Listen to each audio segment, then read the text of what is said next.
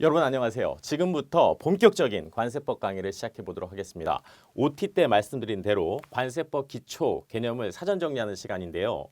자, 이 수업을 정확하게 수강하시면 관세법에 대한 정확한 구조와 개념들을 전체적으로 조망할 수 있는 뛰어난 선구안과 통찰력을 갖게 되십니다. 우리 관세법의 특성이 후반에 언급되는 용어나 개념들이 전반부에 무작위로 우리 출연하고 있습니다. 처음 공부하시는 분들한테는 상당한 어려움일 수 있는데 이번 강의로 깨끗이 해소되셨으면 좋겠습니다. 첫 번째, 아주 쉬운 개념부터 제가 가급적이면 정말 쉬운 용어들로 전달드리도록 하겠습니다. 우리 관세청과 세관이 있습니다. 여러분들이 합격을 하게 되시면 세관에서 이제 근무를 하게 되십니다. 세관. 그리고 그 세관 상위 기관이 관세청이 되겠습니다. 우리 세관에서 근무하실 분도 있고 관세청에서 바로 근무하실 분도 계십니다. 우리 관세청의 상위 기관이 기획재정부가 되겠습니다.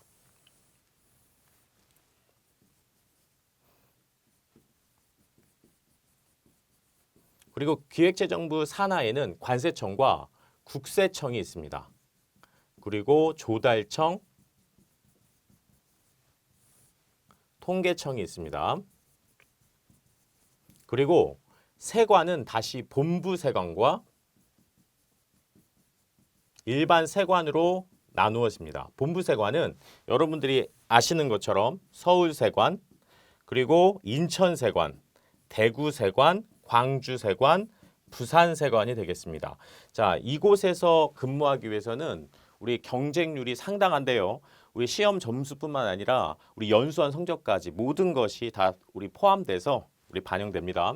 그리고 세관은 대부분이 이제 통폐합이 되었습니다. 그래서 그 예로 부평세관이 있었는데 그 부평세관은 현재 우리 인천세관 산하로 우리 통폐합되었다라고 알고 계시면 되고, 우리가 본부세관에서 근무하시기 위해서 이 관세법을 굉장히 열심히 공부하셔야 됩니다. 특히 이 서울세관, 인천세관, 뭐 부산세관 이런 곳에서 근무하기 위해서 우리 고도의 집중과 몰입을 부탁드리도록 하겠습니다. 그리고 관세라고 하는 것은 뭐 잘 알고 계시겠지만 수입 물품에 부과하는 국세가 되겠습니다. 수출 물품에는 관세를 부과하고 있지 않습니다. 물론 관세를 부과하는 국가가 있습니다. 말레이시아 고무라든가 브라질의 커피 같은 경우에는 수출 물품에도 관세를 부과하고 있지만 현재 우리나라에서 수출 물품에 관세를 부과하게 되면 세금이 업되는 거잖아요. 그러면 물품 가격이 또 업이 됩니다. 그러면 판매에 문제가 생기기 때문에 우리 수출품에 대해서는 관세를 부과하지 않고 우리나라로 수입되는 물품에 대해서만 관세를 부과하고 있습니다. 그리고 이 관세를 우리 산정하는 방식은 수입 물품의 가격에 쉽게 말해서 관세율, 그 품목에 대한 관세율, 세율이 있습니다. 곱하면 우리 관세가 도출됩니다. 거기에 환율이라는 게 또 적용되겠죠. 외국 통화로 표시된 가격을 국내 가격으로 우리가 환산할 때 적용되는 율이라고 하죠. 이 세 가지의 곱으로 우리 관세가 우리가 도출됩니다. 관세법은 지금 공부하는 이 관세법은 두 가지가 핵심 줄기가 되겠습니다. 첫 번째가 수출입 물품의 통관, 물품에 대한 것들, 그리고 관세 부과의 징수, 그래서 금전에 관한 것들, 부과 징수 이 둘로 구성되어 있습니다. 큰 줄기. 우리 수출 물품의 통관과 관세 부과의 징수에 관한 법입니다. 그리고 통관은 바로 이거죠. 한 축. 관세법 규정에 따라서 물품을 수입, 수출, 반송하는 것. 암기하셔야 됩니다. 지금부터. 우리 통관이란 요 세 가지가 핵심이고요. 이 중에서도 단연코 압도적으로 중요한 것이 바로 수입 통관입니다. 관세법 전체는요. 이 수입 통관을 위해서 존재한다 생각하셔도 무방합니다. 자, 그리고 관세의 기원, 이건 참고입니다. 아담 스미스는 관세는 내국세보다 오래된 것으로서 관세를 커스텀스라고 한 것은 아주 먼 옛날부터 관습적으로 지불한 데서 비롯됐다라고 보시면 되겠습니다. 관세가 관습적으로 지불하다가 커스텀스가 되었구나라고 이렇게 인식하시면 되고요. 우리가 발생적으로 보면 우리가 도로를 지날 때 통행료 내죠. 그리고 항만시설을 이용할 때 그런 사용료로 시작된 우리 관세가 95년도에 WTO 창설과 함께 국제기구 또는 다국 간의 협정에 따라서 관세를 관리하게 되었다. 참고적으로 알아두시고요. 관세의 개념은 의의보입니다. 관세선을 통과하는 상품에 대해서 부과하는 조세가 됩니다. 그리고 관세선의 의의는 우리가 국경선, 이 관세선과 국경선은 일치하지 않는다. 이게 굉장히 중요한 용어인데요. 우리나라, 물리적으로는 우리나라이지만 우리나라가 아닌 곳이 있습니다. 잠시 후에 배울 텐데 바로 수입 통관의 핵심 지역인 보세구역이라는 겁니다. 여러 번 들으시고 여러 번 따라하시면 좋거든요. 보세구역은 뭐다? 우리나라 국경 안에 물리적으로 소재하고 있는 곳이지만 관세법상으로는 우리나라가 아닌 외국 지역인 곳이 있습니다. 그게 보세구역이다. 그 보세구역이라는 것 때문에 그리고 수입통관이라는 것 때문에 우리 관세선과 우리 국경선을 이제 다 분리해서 생각하셔야 됩니다. 일치하지가 않습니다. 대부분 일치하지만 일치하지 않는 곳이 있다. 보세구역이 아주 대표적인 예다 생각하시면 되고 관세를 조세적으로 분류합니다. 국세죠. 국세. 그리고 간접세입니다. 간접세. 최종 소비자가 부담합니다. 이거 최종 소비자가. 그리고 소비에 대한 부분에 과세라는 거죠. 소비세. 그리고 보통세와 목적세 중에 보통세입니다. 우리 세수익을 특정한 목적을 위해서 걷어들이는 것이 아니라 보통세로 우리가 이용됩니다. 그리고 우리 사람에 따라서 따지는 것이 아닙니다. 그냥 개인별의 상황을 고려하지 않고 물건에 부과하는 거죠. 그래서 물세에 해당합니다. 그래서 이것도 암기하셔야 되는데요. 국에 간을 하는 소금은 보물이다. 이렇게 암기하시면 좋아요. 자, 국간소 보물. 다시 한번 암기하셔야 돼요. 이런 건. 자, 아주 쉬운 문제로 출제가 될 수도 있거든요. 국간소 보물. 국에 간을 하는 소금은 보물이다. 그래서 여기 대비되는 것들이 이렇게 있어요. 지방세 아니고 직접세 아니고 유통세 아니고 목적세 아니고 인세 아니다. 이렇게 출제가 되거든요. 그래서 이런 부분들은 자, 시작부터 참고를 하셔야 됩니다. 그리고 관세의 성격이 있습니다. 조세적 성격. 관세는 금전급부입니다. 이것은 육체적 노동으로 우리가 제공할 수 없어요. 국가에. 돈을 내라는 거죠. 그리고 관세는 재정 수입을 목적으로 합니다. 그리고 관세 징수권의 주체는 국가, 중앙정부가 되겠습니다. 관세는 법률 조약에 따라서 징수한다. 그리고 관세는 권력에 의해서 강제적으로 그리고 관세 부과는 반대급부의 성격을 가진다면 안 돼요. 관세를 냈다고 해서 다른 혜택을 받는 것이 없습니다. 전혀. 그냥 내는 거예요. 강제적으로. 자, 그리고 소비세적 성격이 있는데요. 관세의 궁극적인 과세 대상은 여러분 이건 참고입니다. 여러분 그냥 전체를 통찰함에 있어서 이걸 인식하고 있으면 우리 법률이 조금 가볍게 다가옵니다. 근데 이런 부분들을 모르고 이제 다가가면 상당히 어려울 수 있거든요. 그래서 전체를 아우를 수 있는 통찰력을 위해서 필요한 부분이다 생각하시면 되고 우리가 소비세다. 관세는 생활 필수품에는 경과합니다. 약하게 부과한다는 얘기죠. 그리고 사치품에는 중과합니다. 아, 이런 특성이 있구나. 관세는 원료에는 경과하고 완제품에는 중과하는구나. 그리고 관세는 말씀드린 대로 최종 소비자에게 전가가 됩니다. 우리 수입하는 수입자가 관세를 지불하겠지만 궁극적으로는 우리 수입 물품에 관세까지 다 업이 되어서 최종 소비자에게 전가합니다. 그래서 간접세적 성향을 띈다. 그리고 특수 성격은 관세는 무역 장벽으로서의 기능을 합니다. 그리고 수입 물품에 부과한다고 말씀드렸죠. 수출 물품에는 말레이시아 고무나 브라질 커피 외에는 거의 없다. 우리나라는 수출 물품에 대해서는 관세를 부과하고 있지 않다. 암기하셔야 되고 관세는 관세 영역을 전제로 해서 부과한다. 국경을 기준으로 하지 않고요. 관세선, 관세 영역을 전제로 부과합니다. 그리고 관세는 대물세이며 수시로 냅니다. 수시로. 어제 수입한 건이 있고 오늘 수입한 건이 있으면 별개로 각각 내는 거예요. 수시로. 자, 그리고 관세의 종류가 있습니다. 과세 기회를 우리 분류로 해서 수입세가 있고 수출세가 있습니다. 수출세는 현재 없고 통과세도 전 세계에 존재하는 나라가 없습니다. 이 통과세라는 건 다 자기 나라에 들어왔다가 나가는 부분에 대해서 우리 건달세라고 보통 하거든요.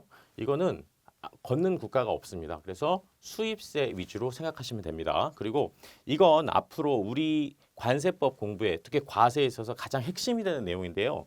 뭐 자세히 배울 거니까 그냥 참고적으로 아시면 됩니다. 과세 방법에는 종가세, 가격에 부과하는 방법이 있고요. 종량세, 수량에 부과하는 방법이 있습니다. 우리 과세 가격에, 물품 가격에 관세율을 곱해서 관세가 우리가 도출되는 경우가 있고요. 수량으로 우리가 도출하는 방법이 있습니다. 그걸 종량세라고 합니다. 99% 종가세로 부과가 됩니다. 그리고 1%도 채 안 돼요. 0.7% 정도가 종량세, 수량으로 과세를 하게 되는데 농산물 일부와 영화용 필름이 있습니다. 영화용 필름. 자, 이런 것들이 대표적인 종량세 대상이다. 그래서 우리 종가세는 장점이 있어요. 우리가 공평성이 있는 세부담이다. 그래서 가격이 높으면 우리 세금도 높다. 공정하죠. 그래서 이건 공평하다. 이 반대가 우리가 종량세라고 생각하시면 됩니다. 그리고 가격 등락과 관계없이 과세 균형을 유지할 수 있다. 단점은 과세 가격 산출의 어려움이 복잡해요. 돈 갖고 계산하니까. 그죠? 복잡합니다. 그리고 저가품에 대한 보호 효과가 적다. 자, 이런 부분들이 있습니다. 중국산 저가품 이런 것들에 의해서 우리가 피해보는 경우가 좀 있거든요. 이런 부분들은 앞으로 꼼꼼히 공부하실 겁니다. 그리고 관세법, 이제 본격적으로 이제 법에 대한 얘기를 하겠습니다. 방금은 뭐 관세와 일반적인 사항들에 대해서 얘기를 했다면 관세법은 관세선을 통과하는 물품에 대해서 규제하는 법이 되겠습니다.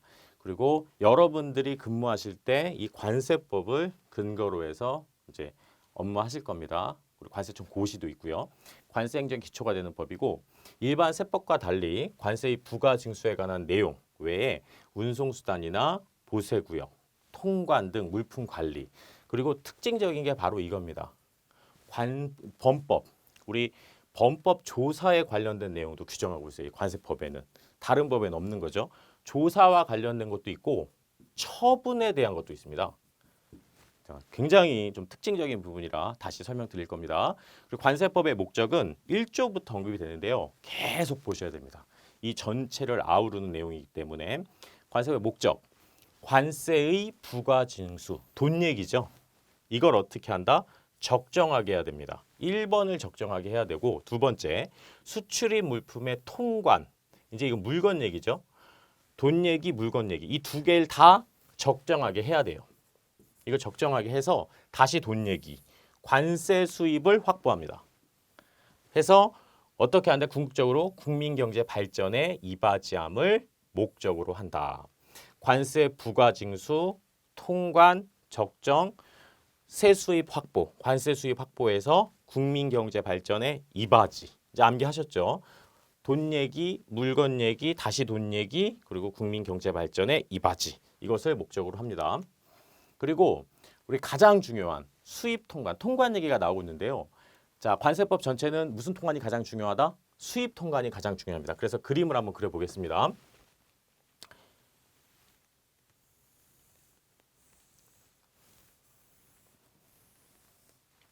자, 이게 관세선입니다. 관세선. 그리고 관세선 안에 보세구역이라는 곳이 있어요. 보세구역. 외국 물품이 보세구역으로 들어옵니다. 수입되는 경우에. 그러면 이 보세구역은 우리나라 국경 안에는 있거든요. 물리적으로는 국경 안에 있지만 관세법상으로는 외국 지역입니다. 다시 한번 관세법상으로 외국 지역. 이 보세구역에서 수입 신고라는 것을 합니다.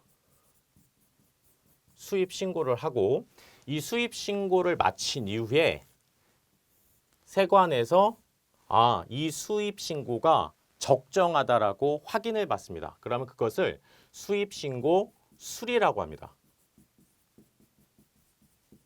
계속 이 얘기가 나오니까 그러면 이렇게 해서 수입 신고까지 거치게 되면 외국 물품이었던 것이 내국 물품으로 바뀝니다. 법적 성질이 바뀐 거죠. 외국 물품이 무엇을 통해서?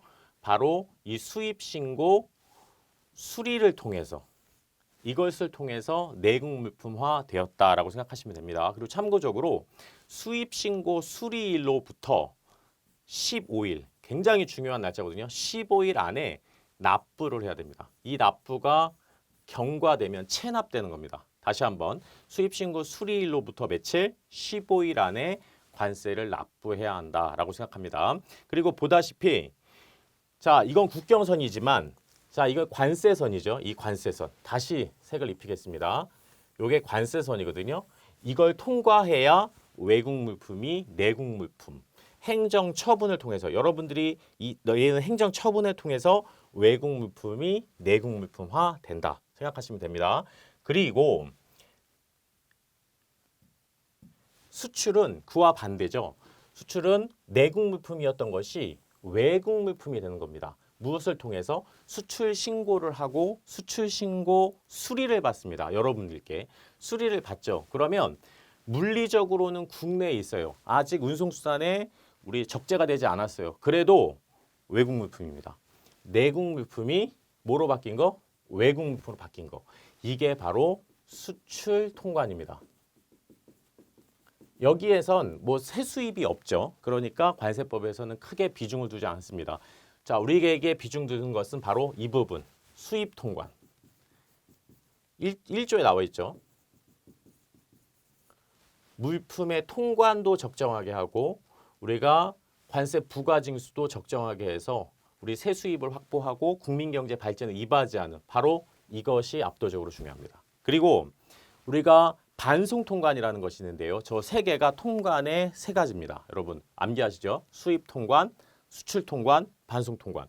반송 통관이라고 하는 것은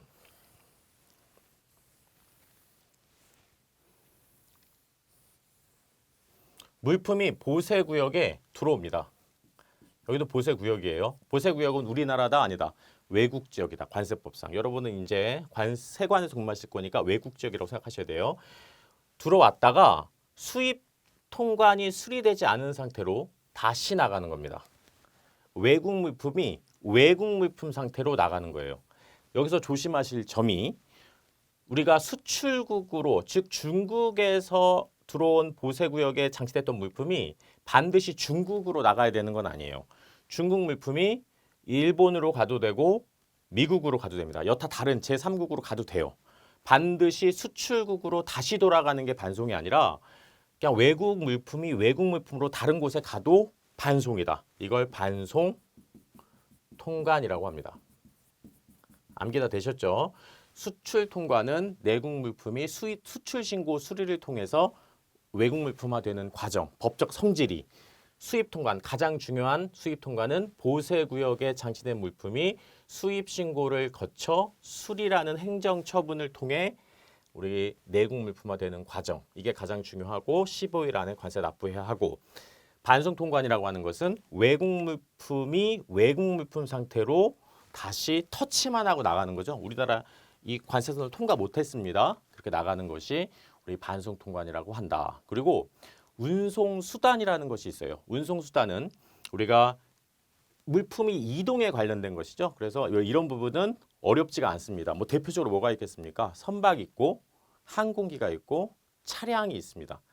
차량, 뭐 철도도 있고요. 그렇게 이해를 하시면 됩니다. 가볍게 지금은 처음이니까 이제 본 법률에 들어가셔서 보시겠습니다. 그리고 보세구역이다. 굉장히 중요한 개념이죠. 우리 소입 통관에서 그리고 반송 통관에서 우리 수출 통관은 보세구역에 반드시 우리가 반입이라는 용어를 쓰거든요. 여러분 여기 보세구역이 이렇게 있어요. 보세구역에 물건이 들어가는 걸 반입이라고 합니다. 그리고 나가는 걸 반출이라고 해요.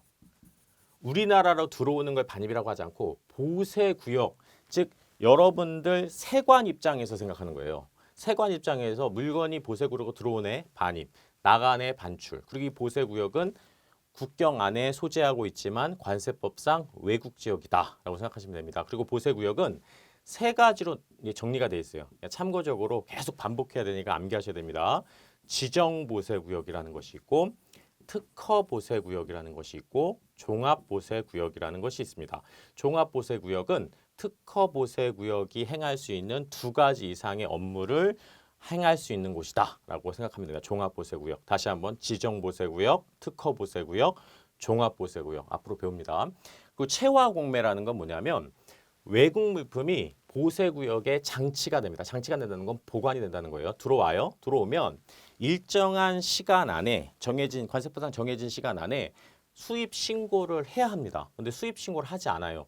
또는 수입 신고를 했다 하더라도 관세를 납부하지 않는 상태로 계속 유지가 되는 거예요. 그걸 체화됐다고 합니다. 물건이.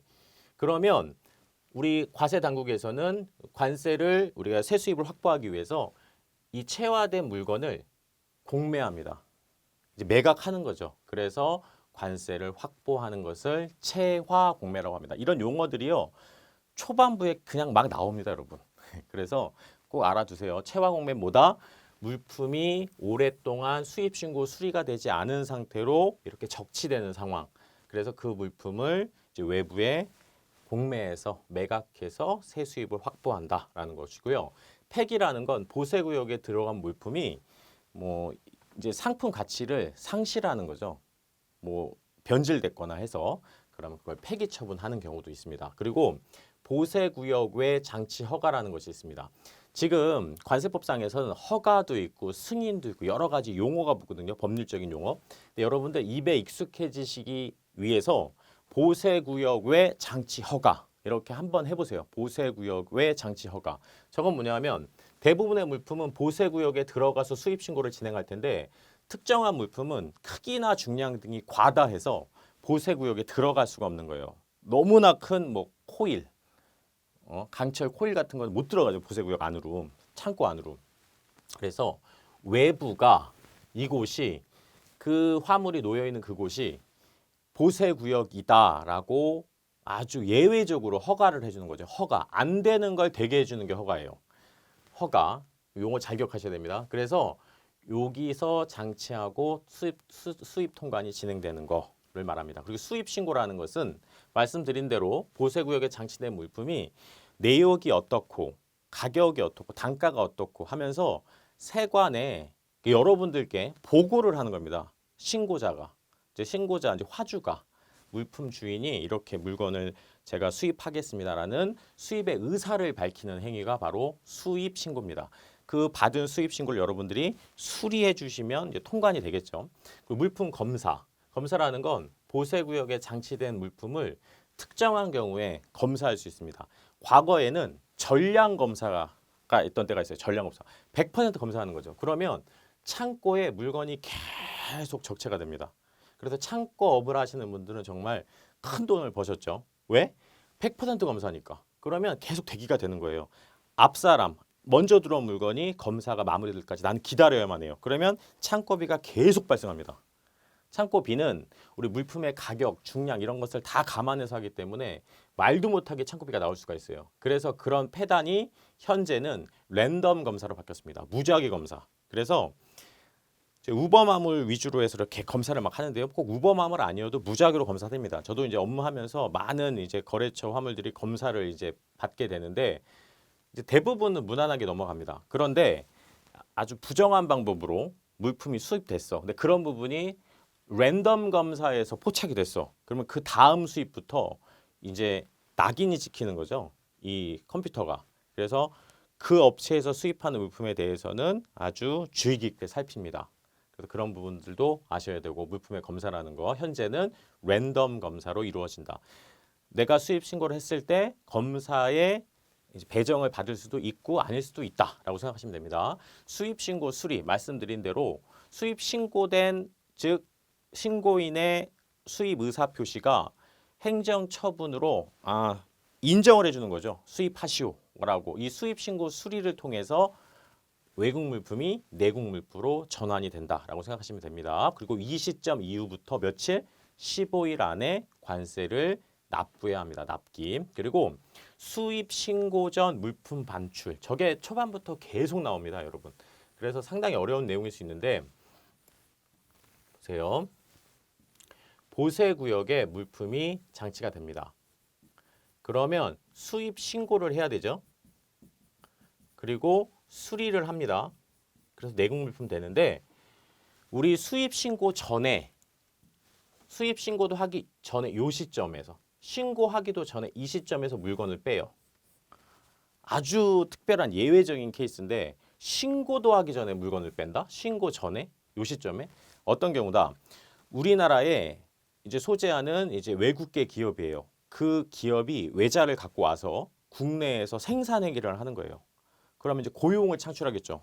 우리나라 국민들을 이제 직원으로 채용하고 거기서 부가가치를 창출합니다. 그러면 기특하잖아요. 그러면 우리나라에서 혜택을 줍니다.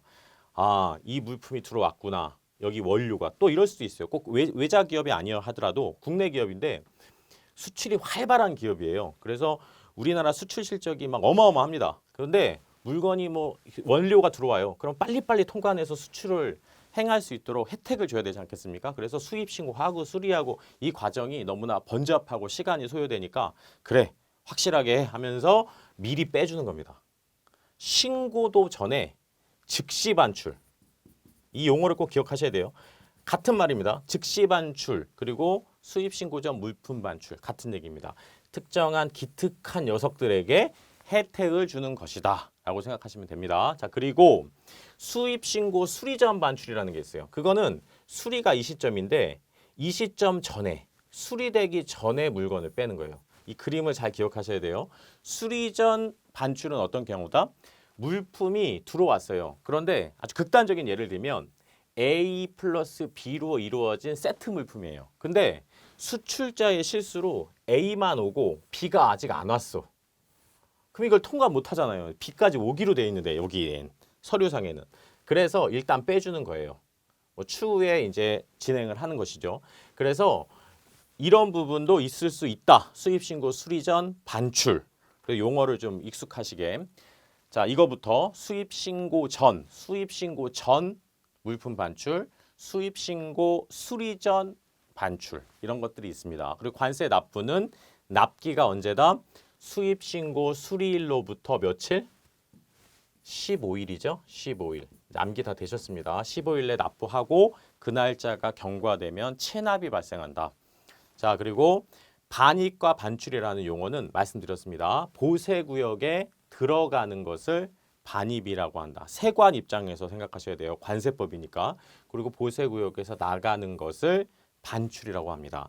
우리 잠시 후에 우리가 외국 물품, 내국 물품 공부하실 건데요. 뭐 수입의 정의도 공부하시고 그때 약간 생소하게 달라지는 부분이 있는데요. 그건 그때 말씀 다시 드리겠습니다. 일단 여러분이 아실 것은 보세구역에 들어가는 것을 반입, 나오는 것을 반출이라고 한다. 그리고 사후 관리라는 것이 있습니다. 사후 관리. 굉장히 생소한 용어죠. 우리가 보통 때는 듣지 못하는 용어인데 관세법에서는 아주 중요한 용어입니다. 사후 관리라는 건 우리가 혜택을 준 겁니다. 우리 용도세율이라는 게 있어요. 용도세율. 그리고 감면. 그리고 분할납부라는 것이 있습니다. 암기하시죠? 분할납부. 그래서 앞 글자 따서 용감분 이렇게 외우세요. 용감분은 우리가 혜택이라고 생각하시면 됩니다. 과세 당국이 자 우리 수입자에게 주는 혜택이다. 뭐다? 특정한 용도로 사용되는 경우에 저세율로 관세를 계산해서 납부토록 해주는 거죠. 특정한 용도가 중요해요. 그래서 그 용도로 사용되는 것을 전제 조건으로 세액을 감해주는 거죠. 그러면 그 용도로 쓰이고 있는지를 확인할 필요가 있습니다. 그래서 사후관리. 나중에 계속 관리한다. 그리고 감면이라는 것은 특정한 경우에 또 이것도 용도입니다. 특정한 용도로 쓰이는 경우에 우리가 감해주거나 아예 면해주는 거예요. 뭐 정부용품이라든가 학술연구용품 등등으로. 그럼 그 용도로 쓰이고 있는지가 중요하죠. 일정 기간 동안. 그걸 확인해야 됩니다. 과세당국은. 그래서 사후관리한다라는 것이고요. 분할납부라는 것은 우리가 어떤 수입 물품이 들어왔어요. 근데 이게 생각보다 세금이 클 수 있죠. 막대할 수 있습니다. 우리가 추후에 공부하시겠지만 관세뿐만이 아니라 수입되는 물품에는 부가가치세 그리고 여타의 다른 세금까지 같이 우리가 부가징수되거든요. 그러면 그 금액이 막 수억, 수십억이 될 수도 있습니다. 그러면 그걸 일시에 납부해야 되는 상황이라면 뭐 15일 안에 수입신고 수리부터 납부해야 되는 거면 이제 기업 입장에서는 휘청할 수 있습니다. 그죠? 현금 유동성 문제에서. 그래서 그런 부분들을 특정한 경우에 나누어서 할부로 납부할 수 있게 해주는 거죠. 네, 그래서 혜택을 준 것이다라고 생각을 하셔야 됩니다. 그러면 그러한 어떤 조건이 충족이 됐을 때 혜택을 주는 거죠. 이 조건이 충족되고 있는지 끊임없이 관리해야 됩니다. 일정한 시간을 두고. 그죠? 그래서 그걸 사후 관리라고 한다. 사후 관리라는 용어는 용감분에서 등장하는 용어다. 용감분은 혜택이다. 용도세율, 감면, 분할납부 이렇게 용도세율은 특정한 용도로 쓰이는 경우에 저세로 부과하는 경우다. 그리고 이제 납세 의무의 성립과 확정과 이행과 소멸이라는 이게 이제 법 순서가 이렇습니다, 여러분. 이 관세법 순서가 전체를 이제 통찰 조망할 수 있는 상황이 되는데 관세를 부과하기 위해서는 우리가 갖추어야 될 요건이 있습니다. 요건. 첫 번째가 과세 물건입니다. 암기하셔야 됩니다. 이거는 지금부터 과세 물건. 즉 관세를 부과하는 대상이 되겠죠. 과세 물건. 두 번째가 이 과세 물건의 가격이나 우리가 수량을 말합니다. 그걸 과세 표준이라고 해요. 과세 표준. 과세 물건의 가격으로 부과하는 걸 종가세, 수량으로 부과하는 것을 종량세, 수량으로 부과하는 것은 극히 적다. 이해하셨습니다. 세 번째가 세율입니다. 세율. 그리고 네 번째가 납세 의무자. 관세를 부과하기 위해서는 이 네 가지 요건이 충족돼야 됩니다. 그리고 이것이 갖추어졌을 때 납세 의무가 성립됐다라고 합니다. 하나라도 불비가 되는 경우에는 자 과세할 수가 없습니다. 이제 이것의 충족으로 이제 성립이 된 거예요. 그리고 이 성립된 우리 과세에 대해서 우리 세관에서 확정을 해줍니다. 확정이라는 건 과세 당국이 부가 고지 등을 통해서 확인해 주는 거예요. 너 이 정도 금액을 내. 이렇게. 또는 신고자가 자진해서 신고할 수도 있죠. 그걸 확정한다고 합니다. 저 이렇게 이런 물품을 이 정도 가격에 이 정도 뭐 세율로 이렇게 신고하겠습니다라고 할 수도 있고요. 우리 과세 당국이 부과할 수도 있고요. 그걸 확정행위라고 합니다. 그럼 이행이란 걸 하죠. 납부를 통해서 이행을 합니다. 그리고 이 소멸이라는 것은 납세 의무가 특정한 요건이 충족되면 깨끗하게 사라집니다. 대표적인 게 우리 관세 납부겠죠. 그 외에도 몇 개가 더 있지만 일단 그것만 기억하세요. 소멸은 납부를 통해서 소멸된다. 그리고 그 외에 몇 가지 다른 것들이 있다. 그리고 이제 관세법 체계를 좀 보시겠습니다. 관세법은 우리 관세행정의 기본적인 관세법이고 우리 말씀드린 대로 관세 징수와 통관에 대한 절차를 둘 다 큰 축으로 담고 있기 때문에 그걸 기본으로 생각하시면 돼요. 그리고 우리가 물리적으로는 관세법 그리고 관세법 시행령, 시행규칙으로 나눠져 있습니다. 지금 3단이기 때문에 가장 좌측이 법, 중간이 시행령, 그리고 가장 오른쪽이 우리 시행규칙이라고 생각하시면 됩니다. 법은 우리 국회에서 제정합니다. 입법기관이. 그리고 입법기관에서 제정한 관세법에서 다루기에는 너무나 구체적인 그런 부분에 대해서는 위임을 합니다. 누구에게? 대통령에게. 그럼 대통령령으로 우리가 발현이 되는 시행령이라는 것이 있습니다. 이렇게 위임을 하는 거예요, 여러분. 그리고 우리가 시행령에서 우리가 언급하기에는 너무나 또 디테일하다. 그러면 시행규칙에 위임이 됩니다. 시행규칙은 기획재정부령이다라고 생각하시면 됩니다. 그런데 중요한 건 이겁니다. 아주 특정한 경우에는 법에서 바로 다이렉트로 규칙으로 위임하는 경우가 있어요. 이건 아주 특이한 케이스죠. 그래서 시험에 잘 나와요. 그리고 여러분이 꼭 주의하셔야 될 거, 우리 시험의 80% 이상은 어디서 출제되겠습니까? 법에서 출제됩니다. 법에서. 그럼 나머지 20%는 이곳에서 출제됐는데 그 중에서도 특히 법에서 시행규칙으로 위임한 사항들은 압도적으로 출제가 많다라고 생각하셔야 됩니다. 물론 위임 사항도 중요하지만 이것들이 꼭 여러분이 체크하셔야 될 사항이다라고 생각하셔야 돼요. 법, 시행령, 규칙 이렇게 암기하시고 대부분 위임이 돼 있다. 그리고 법이 가장 중요하다. 무조건 시험은 여기서 나온다. 그래서 여러분 법은 다 보시고 시행령, 시행규칙은 중요한 포인트들에 대해서만 정리하시면 되겠습니다.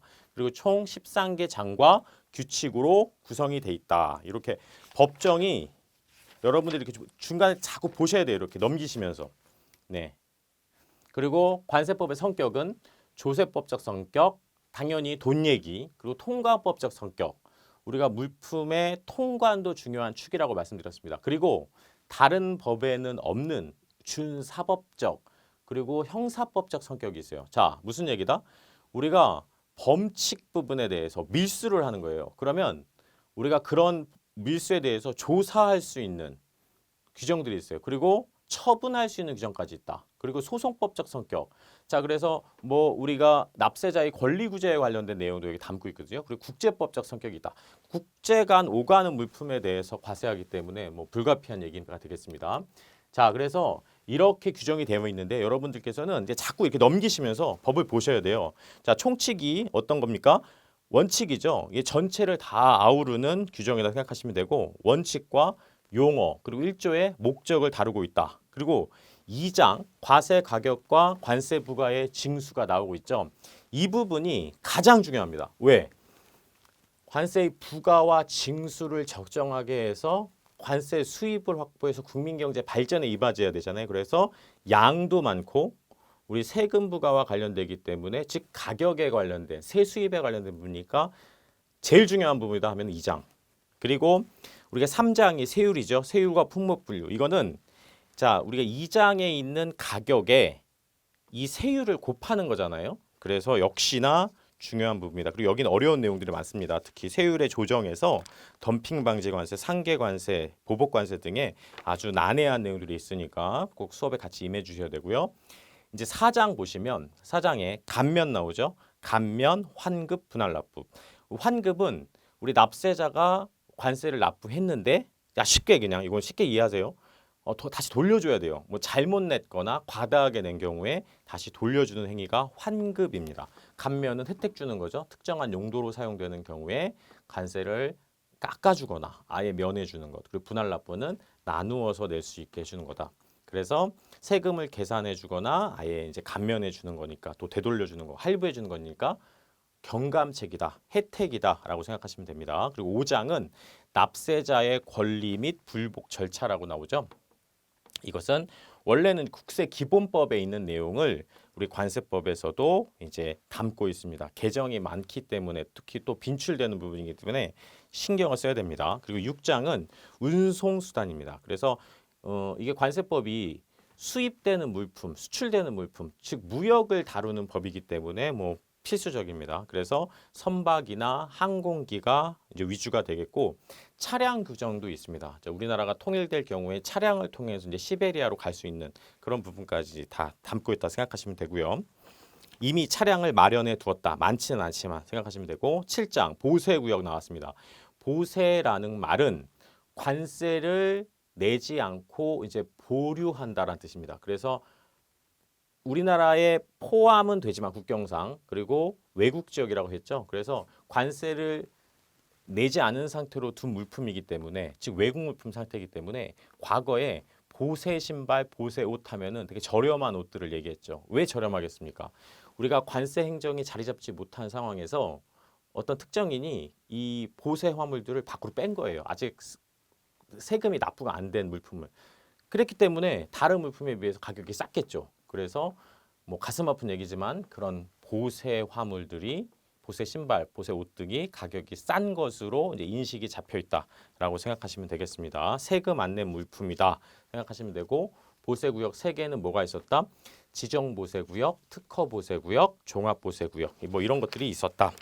자, 우리 지정 보세 구역 같은 거는 이제 세관에서 지정하는 거예요. 자, 그다음에 우리가 우리 특허 보세국 됐고 쭉 넘어가서 우리 운송 나오죠. 8장에 보세 운송이 중요합니다. 보세 운송. 자, 항구 이제 입항한 항구에서 통관을 해도 되는데 굳이 부산항에 입항한 화물이 내륙 운송을 통해서 서울세관까지 끌고 오는 거예요. 그래서 서울세관에서 통관을 하는 경우도 있어요. 그렇게 외국 물품 상태로 운송할 때 쓰이는 게 이제 보세 운송입니다. 보세 운송. 8장의 운송은 이제 보세 운송이 굉장히 중요하고 우리 통관되지 않은 물품을 국내에서 이동시키는 것이다 생각하시면 되고 9장의 통관 제일 중요하죠. 세수입 확보랑 통관에 대한 적정이기 때문에 1조에서 그래서 수출과 수입과 반송으로 이루어지는데 그중에서는 수입이 압도적으로 중요하다. 그 요건과 절차들이 중요하다 생각하시면 되고 이제 10장에 세관 공무원의 자료 제출 요구가 있는데 이건 이제 세관 공무원의 권한에 대한 규정입니다. 그래서 특이점들이 있어서 신경 쓰셔야 되고 그리고 이제 벌칙 규정이 있죠. 11장에. 벌칙은 다른 법에는 없지만 이 관세법에는 별칙 규정이 있어요. 그러니까 밀수 등에 대해서 관세법으로 처벌합니다. 조사도 하고. 그래서 우리 네 가지가 있는데 징역, 벌금, 몰수, 추징이라는 거 있어요. 써보세요. 징역, 벌금, 몰수, 추징. 그리고 몰수할 수 없을 때 추징을 하기 때문에 몰수와 추징은 하나로 보셔도 됩니다. 그래서 아주 특이하게 관세 형벌에 대해서 우리가 다른 법에는 없지만 관세법에서 조사와 처분 규정을 두고 있다. 아주 특별하다. 그래서 기억하셔야 되고 그 12장에 바로 나오죠. 조사와 처분. 잘못에 대해서 조사하고 처분을 합니다. 그래서 사법 절차를 관세법 내에서 진행을 한다 생각하시면 됩니다. 세관 공무원이 그러니까 여러분들이 관세법에 의해서 조사도 하지만 처분을 하는 게 가장 특이한 점이다라는 거.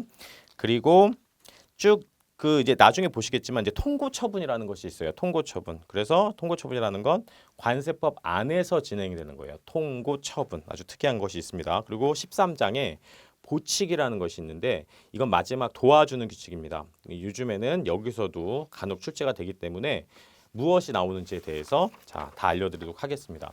이렇게 해서 우리 기본적인 용어 여러분이 인식하셔야 될 부분들에 대해서 설명을 드렸고 이 정도만 이해를 하셔도 1조부터 따라오실 수가 있어요. 그리고 너무 복잡한 내용들은 제가 해당 조항에서 아주 꼼꼼하게 자세히 설명드리도록 하겠습니다. 그리고 전체적인 관세법의 구성은 한 번에는 눈에 안 들어와요. 아, 이런 것들이 있구나.